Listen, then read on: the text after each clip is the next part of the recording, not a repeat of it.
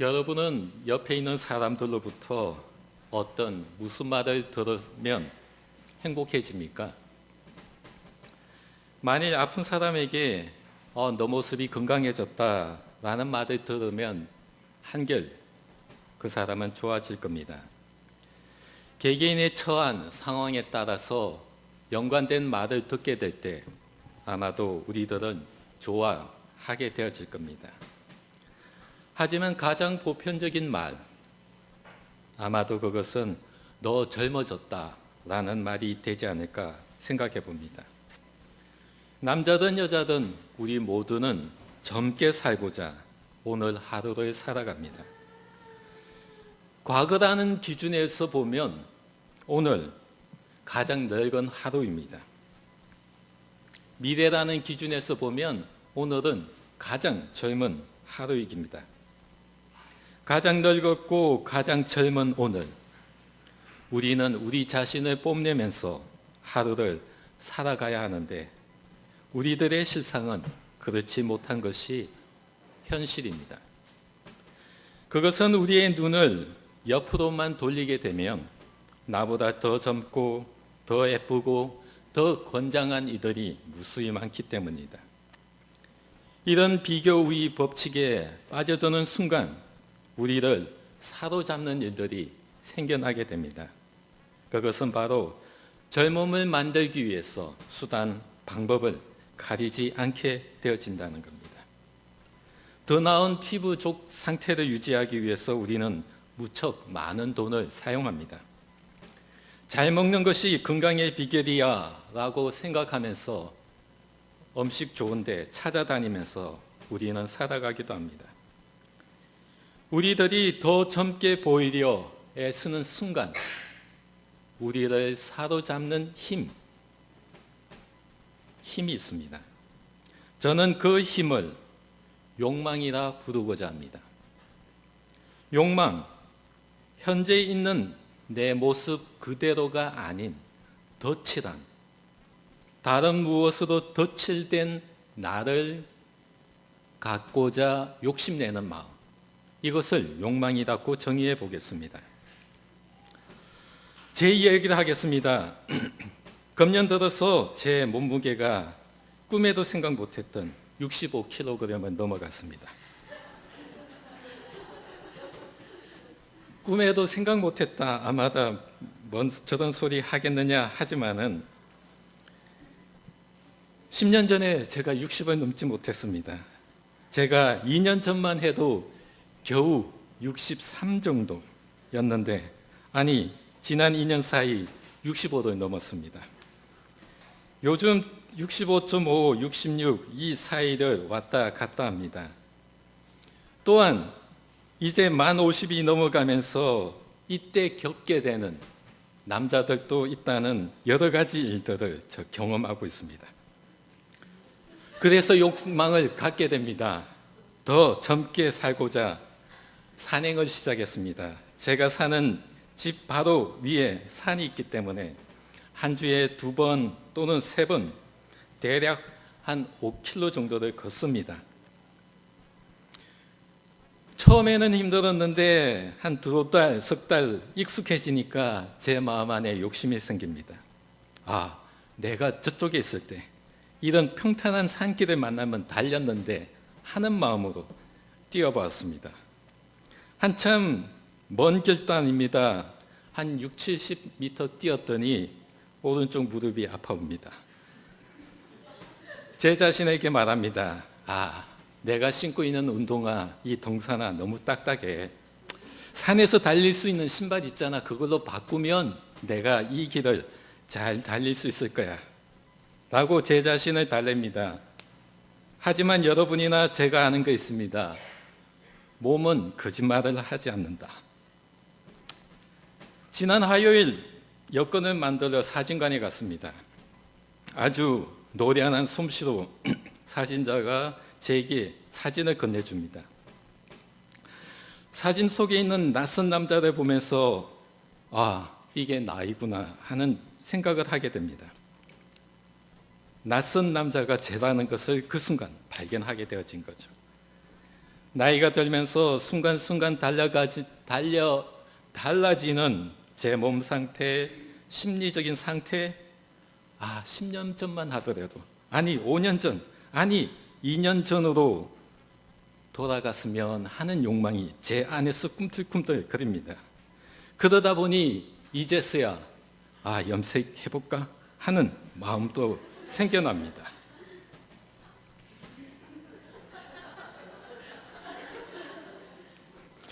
오늘 우리가 읽은 성경 말씀, 이 욕망을 이렇게 바울은 표현합니다. 사망, 생명, 천사들, 권세자들, 현재의 일, 장래의 일, 능력, 높음, 깊음, 다른 어떤 피조물, 이와 같은 개념으로 욕망을 설명하고 있습니다. 정리해서 말한다면 이겁니다. 욕망은 하나님의 욕망으로 하나님의 사랑을 끊을 수 없다라는 뜻입니다. 하지만 현실에서는 우리들의 욕망으로 인하여 하나님의 사랑을 체험하지 못하고 살아가기도 합니다. 왜 젊어지려는 욕망이 하나님의 사랑을 끊게 만드는가? 우리가 가지고 있는 욕망 때문에 하나님 사랑으로부터 오는 그 따뜻한 손길을 느끼지 못할까 하는 궁금증이 생기게 되어집니다. 저는 오늘 바울이 말하는 욕망을 세 가지로 나누어 설명해 보려고 합니다. 첫째는 천사, 권세자들, 그리고 능력입니다. 우리는 모든 일이 잘 될 거라는 기대를 품고 오늘 하루를 살아갑니다. 오늘보다 나은 내일을 꿈꾸면서 지금 당하고 있는 힘든 일들, 고통들을 참으며 살아갑니다. 이 같은 우리의 마음과 기대를 무참하게 자적해 만드는 일들이 오늘 우리 주위에 너무나 많습니다. 최근 청와대 민정수석의 행정을 보면서 소위 권세자들의 오만함을 엿볼 수 있습니다. 따지고 보면 이와 같은 일 전혀 새로운 일이 아닙니다. 그런데 이 오만한 권세자들의 행동들을 보면서 우리는 좌절감이나 냉소주의로부터 벗어나지 못하게 된다는 겁니다. 권세자들은 자신들의 기득권을 지키기 위해서 만들어 놓은 먹이 거물 속에서 우리는 악이 무엇인지를 깨닫게 되어진다는 겁니다. 권세자들의 패권주의에는 하나님이 없습니다. 철저히 자신들의 기득권을 지키기 위해서 수단과 방법을 가리지 않고 있음을 우리는 알게 되었기 때문입니다. 권세자에게 하나님은 신앙의 대상이 아닌 자신들의 기득권을 유지하는 한낱 도구가 되었을 뿐입니다. 하나님을 하나님답게 섬기지 못하는 모습이 바로 악입니다. 그들에게 있는 능력, 그것은 바로 하나님의 나라와 보편적인 사람을 위해서 사용되어야 하는데 철저히 자신들의 이익을 위해 사용되는 것이 오늘의 현실입니다. 그런 현실은 우리를 하나님의 사랑을 잊게 만듭니다. 하나님의 사랑 대신에 그와 같은 능력을 가져야만 험한 이 세상을 이겨낼 수 있다고, 살아낼 수 있다고 우리들을 믿게 만들기 때문입니다.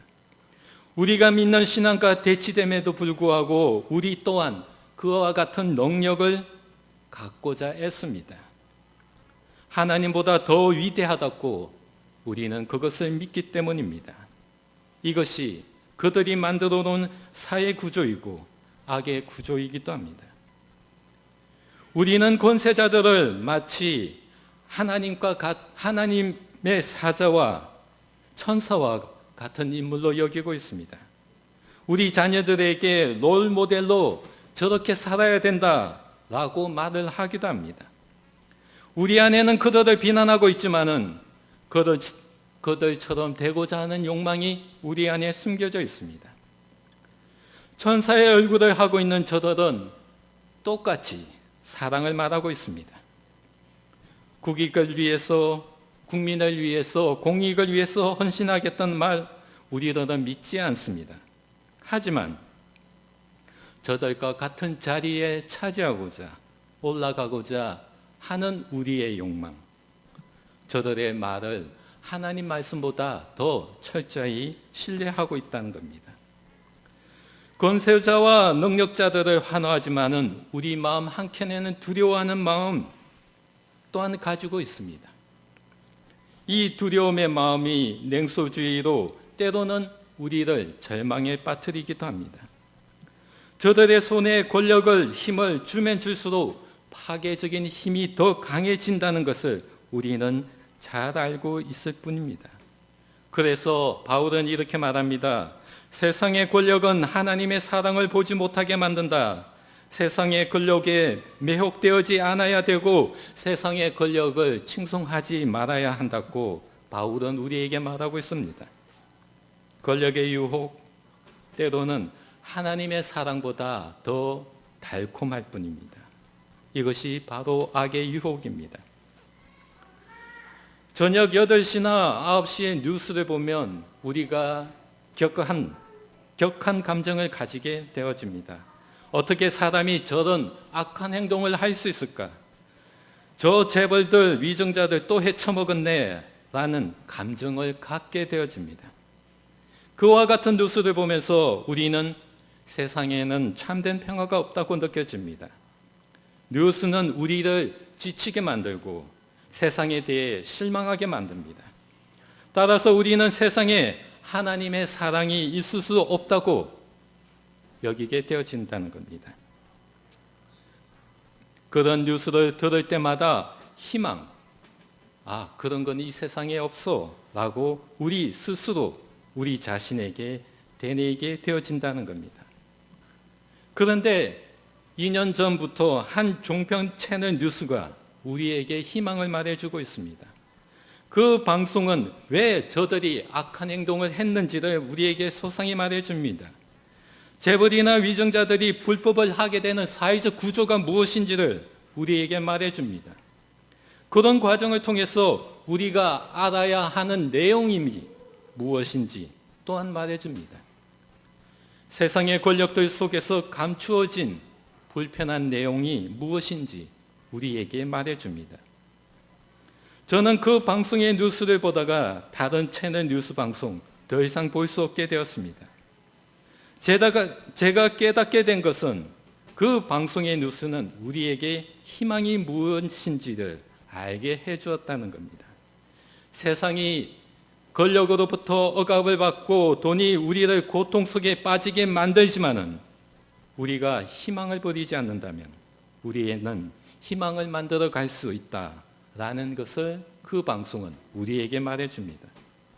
오늘 본문으로 말했다면 그 방송의 뉴스는 세상의 권력 앞에 하나님의 사랑을 이어갈 수 있는 끈 우리에게 보여주고 있다는 겁니다. 두 번째는 높음이나 기품이나 현재일이나 장래일이나 라는 것입니다. 높음이나 기품, 이것은 고대사에서 별들의 가장 높을 때, 가장 낮게 떴을 때를 뜻하는 천문학적 용어라고 합니다. 선, 악, 가장 강할 때, 선과 악이 가장 약할 때 또 해석되어질 수 있습니다. 우리의 삶에서 생명력이나 활력이나 성공하는 힘이나 이것이 가장 강할 때 높음이고 이것이 약하게 되어질 때 낮음이 되어지기도 합니다. 높고 낮음은 성공과 실패의 순간이기도 하고 충족되어진 상태, 부족한 상태이기도 합니다. 우리의 감정이 어기양양할 때도 있고 어기소침한 상태, 높음과 낮음이기도 합니다. 우리가 어떤 일에 강한 열정을 품고 있을 때 높음이고 또한 불안에 쌓여 있을 때 이 낮음이기도 합니다.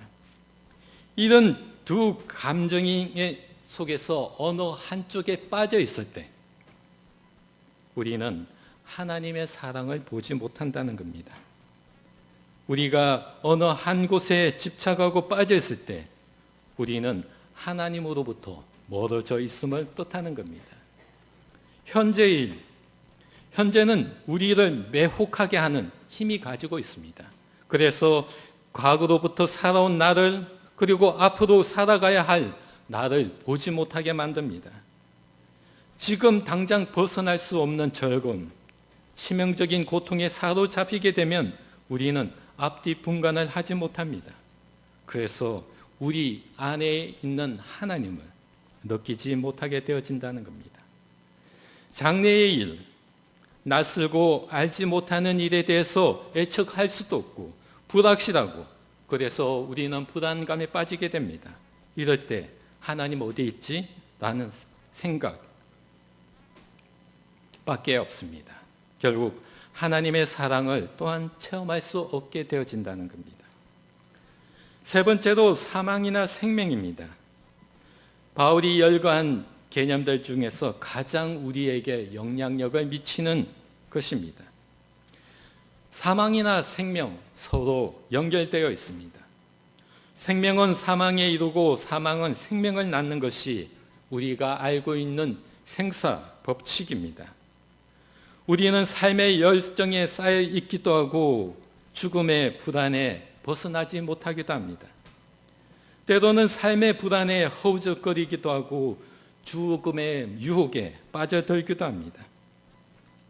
삶에서 죽음으로 이르는 과정, 하나님의 창조 질서입니다.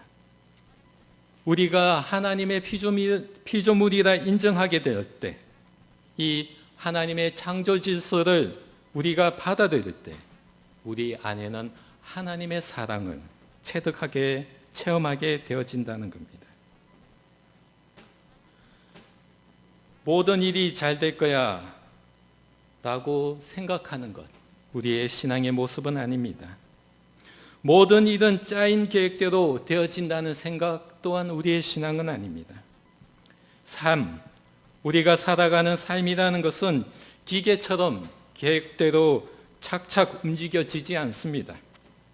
삶은 자유와 운명, 기회, 필요, 책임과 비극, 이것들이 매 순간 혼합되어서 때로는 창조적인 힘을 발휘하기도 하고 때로는 파괴적인 힘을 발휘하기도 합니다. 모호하기도 하고 갈등이 있기도 하며 긴장에 늘 놓여져 있는 것, 그것이 우리가 살아가는 삶입니다. 창조적이기도 하고 파괴적인 과정에 놓인 삶, 우리에게 용기를 가져다 주게 될 때 우리는 하나님의 사랑을 체험하게 됩니다. 하나님의 사랑은 우리에게 창조적인 힘을 가져다 줍니다. 하지만 우리는 때로는 파괴적인 힘에 빠지게 됩니다. 이 삶의 양면성 한가운데 서 있는 것이 우리들의 모습입니다.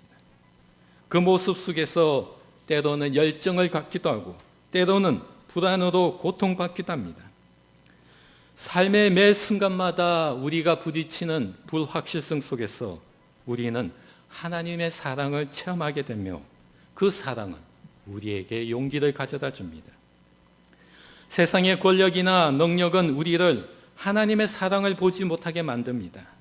그들의 모습이 천사처럼 하나님의 사자처럼 보인다 할지라도 하나님을 경험하지 못하게 우리들을 막고 있습니다.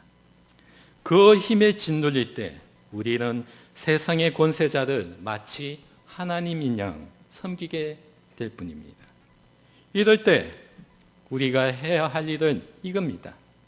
그들이 어떻게 하나님을 부정하고 있는지를 우리는 알아야 합니다. 그들로부터 우리가 믿는 하나님을 되찾는 방법을 모색해야만 합니다.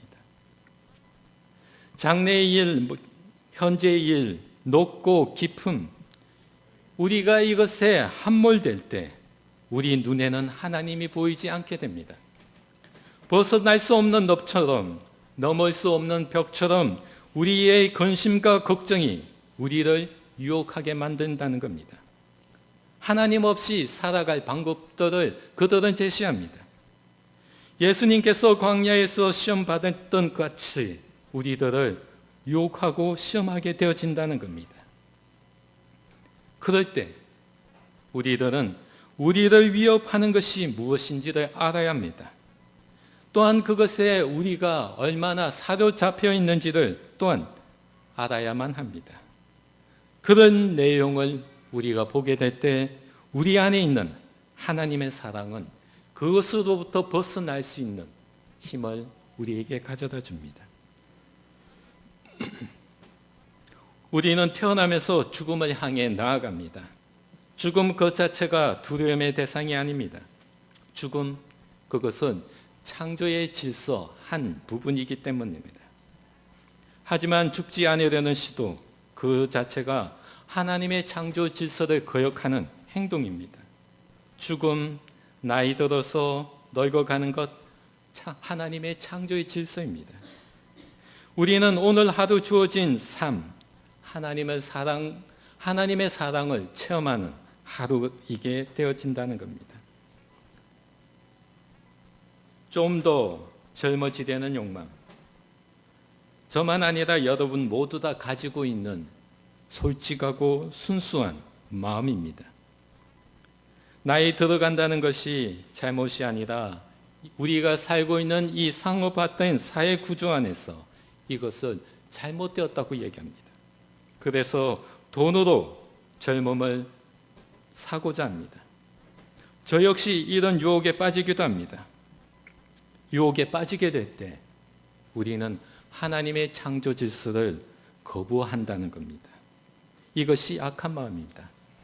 이 악한 마음은 부조리한 세상, 가진 자와 가지지 못한 자들의 갈등 많은 이 세상에 하나님이 어디 있어 하는 말을 하게 될 뿐입니다. 하나님 없는 세상을 꿈꾸며 그 속에서 살아가고자 하는 욕망이 우리 안에서 생겨나게 되어진다는 겁니다. 이런 마음으로 가득 차 있을 때 우리 안에 있는 하나님의 사랑은 더 이상 드러날 수가 없습니다. 세상에 하나님의 사랑을 만들 용기 더더욱 생겨나지 않습니다. 세상의 권세는 우리에게 이렇게 말합니다. 하나님의 사랑이 없어야 이 땅에 평화가 있다고. 그들이 말하는 평화, 자신들과 똑같은 아바타를 더 많이 만들어서 그들을 조종할 수 있는 세상, 그들이 지배할 수 있는 세상, 그들이 말하는 평화입니다. 그런 평화는 우리가 믿는 신앙에서 하나님이 말하는 평화와 전혀 다른 것입니다.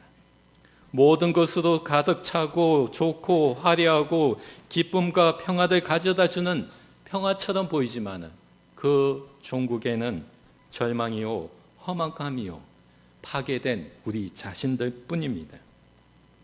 바울은 오늘 우리에게 말합니다. 사망이나 생명이나 천사들이나 권세자들이나 현재의 일이나 장래의 일이나 능력이나 높음이나 기품이나 다른 어떤 피조물로부터 벗어나게 될 때 우리들이 그리스도 예수 안에 있는 하나님의 사랑을 체험하게 된다고 말을 하고 있습니다. 우리의 욕망으로부터 벗어나게 될 때 우리는 우리 안에 있는 하나님의 사랑을 체험하게 된다는 겁니다. 여러분이 가지고 있는 욕망이 무엇입니까? 그 욕망에 짓눌려 있는 하나님의 사랑을 찾고 있기를 원하십니까? 욕망, 지금 나된 모습이 아닌 다른 무엇으로 덧칠된 나, 그것을 꿈꾸고 그것을 간절히 바라는 그 마음이 바로 욕망입니다. 여러분을 덧칠하고 있는 것이 무엇입니까? 그것으로부터 벗어나는 여러분이 되시길 바랍니다. 여러분 한 사람 한 사람 안에 있는 하나님의 사랑이 그것을 벗어날 용기를 가져다 줄 겁니다. 그 사랑의 용기를 믿고 욕망에서 벗어나는 여러 성도님이 되시길 바랍니다. 그 힘을 가지고 하나님의 사랑을 나르는 신실한 성도님이 되시길 간절히 바랍니다. 기도하겠습니다.